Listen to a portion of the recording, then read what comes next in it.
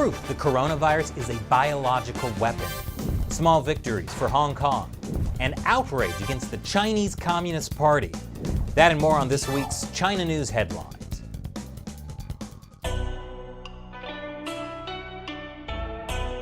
This is China Uncensored. I'm Chris Chappell. The coronavirus. Is it a biological weapon? For a long time, there have been conspiracy theories that the coronavirus that spread from Wuhan, China, was a biological weapon. That's even a conspiracy theory the Chinese Communist Party has pushed. The Chinese Foreign Ministry spokesman tweeted the U.S. Army brought the coronavirus to Wuhan. Keep in mind, he's not just any old crackpot conspiracist. He's the Foreign Ministry spokesman for a country. But we'll never know for sure if the coronavirus was a biological weapon, right? Well, proof has just come out that it is a biological weapon, just not the kind of biological weapon you were thinking of. See, most of the United States medical supplies and generic drugs are made in China. Great choice, by the way. And now, Communist Party mouthpiece Xinhua is saying they can impose pharmaceutical export controls to, quote, throw America into the mighty sea of the coronavirus. When the Communist Party threatens to attack America by withholding critical medical supplies needed to stop a deadly virus outbreak, that is a biological weapon. If only America had been willing to do the Chinese Communist Party's bidding, this would have never happened. Speaking of not doing the Communist Party's bidding, President Donald Trump. He loves to call it the Chinese virus. And the Communist Party hates that. Recently, some U.S. politicians have linked the novel coronavirus to China. This is a smear of China. We are very angry and strongly oppose it. Yeah, some U.S. politicians, not going to name names here. Now, I recommend you watch my recent episode, Coronavirus, How China Spun Criticism into Racism, for a better understanding of what the Communist Party is trying to do here. But in a way, I agree with the Chinese Foreign Ministry spokesman. I think President Trump needs to stop calling it the Chinese virus.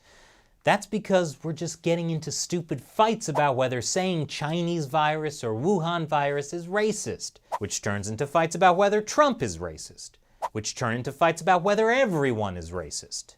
This is exactly what the Chinese Communist Party wants, because it means we're so busy fighting each other that we're losing sight of the bigger picture here. I don't advocate calling the coronavirus the Wuhan virus or the Chinese virus. It's unfair to the Chinese people who are victims of their authoritarian regime, the one that caused this problem in the first place by covering up the spread of the virus and silencing people who tried to get the truth out. Let's not forget that it's the Chinese Communist Party, the CCP, that's ultimately responsible for this pandemic and all the people who will die from it. So I say, from now on, we call it the CCP coronavirus. All the cool kids are doing it, which is why I have to tip my hat to the Florida law firm that is suing the Chinese regime for their coronavirus cover-up. The Chinese government suppressed information from the global medical community that could have averted or minimized the damage that has been done. So, props to that Florida law firm, because if there's one foe the Chinese Communist Party should be afraid of, it's Florida man. I assume that's what lawyers in Florida look like. Of course, the Chinese Communist Party completely denies the ridiculous accusations that they would ever want to suppress information. On a totally unrelated note, China just announced it will expel American journalists. That includes American journalists working for the New York Times, the Wall Street Journal, and the Washington Post. That is a blow. I wonder if those media companies will continue taking money from China's propaganda department to publish the Communist Party propaganda called China Watch in their newspapers. Chinese authorities say their decision to expel American journalists is because the Trump administration put restrictions on Chinese state-run media operating in the U.S. because, you know, they're Chinese state-run media and therefore by definition agents of the state.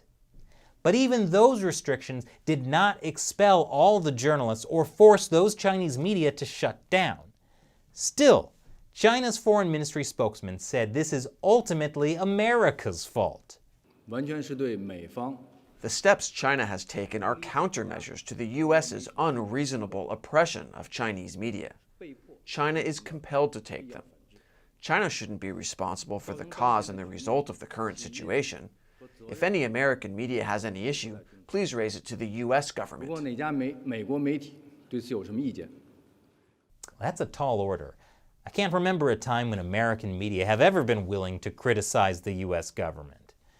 But the Trump administration is not taking China's actions lying down. U.S. Secretary of State Mike Pompeo on Tuesday hit back at China over its decision to kick out American journalists from the New York Times, the Wall Street Journal, and the Washington Post. The Chinese will tell you that they want more information, people to know more about their country, and yet they continue to take actions like the one you see today, where they deny the world the capacity to know what's really going on inside of their country. I can't imagine what the Chinese Communist Party would be trying to cover up. The Chinese Communist Party has been trying to spin the coronavirus at home and abroad. Focus less on the cover-up and more on how swift, decisive, transparent, and cooperative China's coronavirus response has been. In other words, they're lying through their teeth. State media have also been praising their state media reporters for their brave coverage of the epidemic. Like Liao Jun. Only problem is, Chinese people hate all of it. Chinese social media has recoiled with anger at the lionization of Ms. Liao, saying she helped propagate fictions that clouded the severity of the outbreak in its early days. And that anger is now flaring into broader attacks on the Communist Party's muzzling of the news media. So now, the party will do what it always does when its propaganda backfires: attack the critics. Online enforcers are dragging in hundreds for questioning as an assault on online speech continues. That includes any pesky tycoons who criticize Xi Jinping. Wait, are we actually getting to the point where Chinese citizens are less likely than Americans to believe Chinese Communist Party propaganda? Speaking of the party's coronavirus cover-up, remember Dr. Li Wenliang? He was detained by the police after warning his colleagues about the coronavirus on Chinese social media. He later died of the coronavirus himself, which sparked a huge backlash against the government in China. Well, Chinese authorities have investigated Dr. Li's case, and guess who's to blame? The local police! It was their fault, and they will be dealt with accordingly. The investigators also wanted to clear up one little thing. You see, it appears that some hostile forces are attacking the Communist Party by calling Dr. Li a hero for standing up to the system. Well, the joke's on those hostile forces because Dr. Li was a member of the Chinese Communist Party. Is that really the message you want to go with? Dr. Li was a member of the Communist Party, which was ultimately responsible for the spread of the disease that killed him. So there, we showed you. In other news, now might be a good time to quit the Chinese Communist Party. Speaking of getting rid of the Chinese Communist Party, here's an update about Hong Kong. You may remember how the city has been embroiled in massive protests against the Chinese regime for 9 months. Well, according to a Reuters exclusive, what we all thought was happening turns out to have been true. Officers from China's top internal security force, the People's Armed Police, joined Hong Kong police on the front lines. Color me shocked.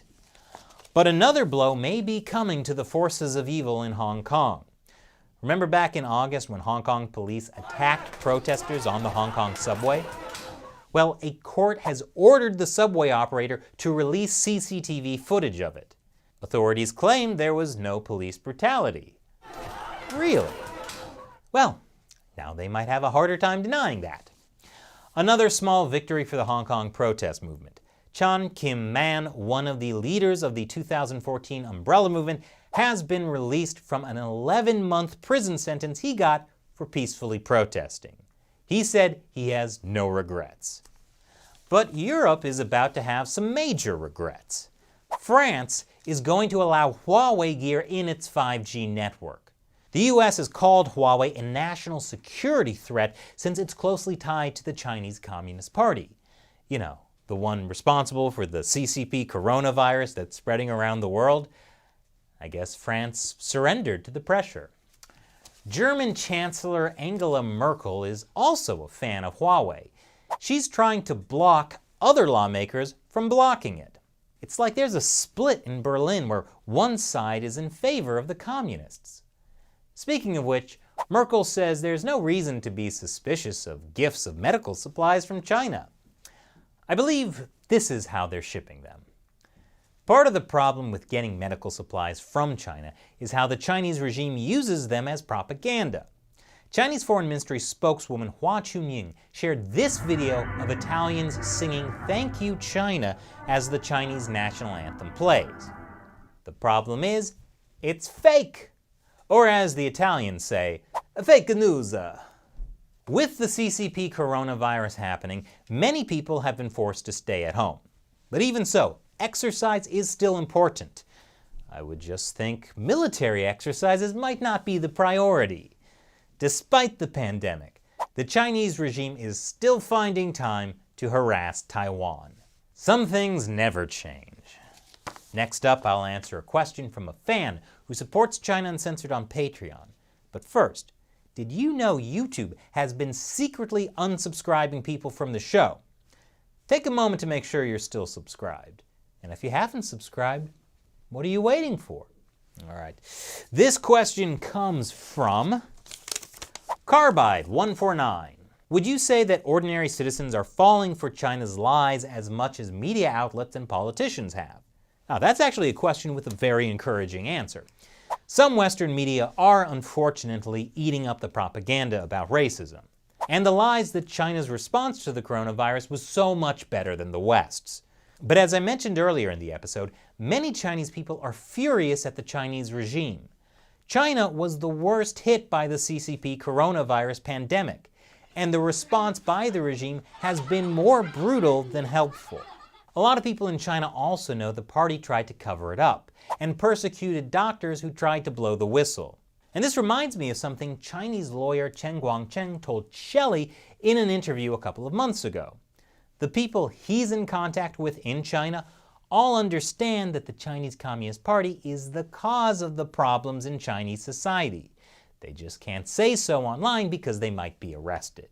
But they know it and they don't like it. So someday, I really think the Chinese Communist Party will be taken down by the Chinese people. And many reporters in the West will be left scratching their heads wondering how it happened. That's how it went down with the Soviet Union. That's how it's going to go down with the Chinese Communist Party. Thanks for your question, Carbide149. And thank you for watching. Remember, YouTube has been demonetizing almost all of our videos. They'd have run us out of business if it weren't for support from fans like you, who contribute through the crowdfunding website Patreon. I call them the China Uncensored 50 Cent Army. If you'd like to hear your question answered on the show, join the China Uncensored 50 Cent Army by going to patreon.com/ChinaUncensored. Once again, I'm Chris Chappell. See you next time.